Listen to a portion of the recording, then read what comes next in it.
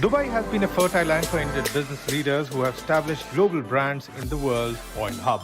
One of the fastest growing cities globally and the most populous in the UAE, Dubai attracts Indian business persons as it offers ease of doing business, access to world-class infrastructure, investors, world-class living standards, no income tax, and proximity to India, Africa, and Europe. Now, when it comes to setting up a business in Dubai, you can set up your own company in either a free zone or the mainland. But you may be asking, what is the difference between the two? Or how do I know which is the right choice? Well, here's the answer to all your queries. A mainland company is simply an onshore entity registered with the relevant Emirati government body. The fundamental feature of a mainland company is that there are no restrictions on its commercial activities.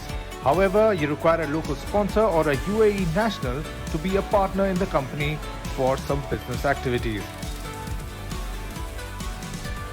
If you prefer to keep 100% ownership, the free zones are an excellent alternative to the mainland. Each free zone is managed and administered by its own regulatory authority and functions under its own laws and regulations.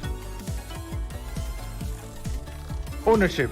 Until recently, as a foreign investor establishing a company on the mainland, you were only allowed to own a maximum of 49%, while the remaining 51% had to go to the Emirati sponsor.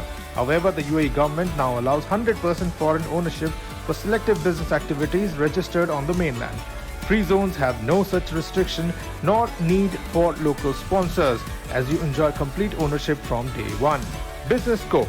The fundamental difference between mainland and free zone companies is that a free zone company cannot do business outside the free zone without the help of a local agent. This restriction does not apply to mainland companies who have permission to operate everywhere in the UAE. Workspace. A mainland company must have a minimum 200 square feet of a physical office. After securing the required space, you will be issued a license for the company. It is not mandatory for free zone companies to ensure a physical location, as many free zones allow companies to have virtual workplaces. Visas.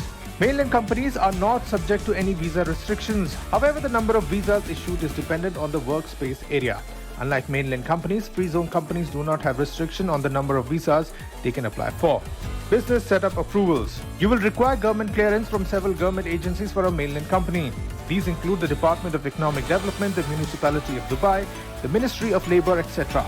In comparison, each free zone follows its own laws and regulations for any new businesses established inside its jurisdiction. Company audit. It is mandatory for all mainland companies to prepare a financial audit at the end of each fiscal year. However, not all free zones require a company to process their yearly financial audits.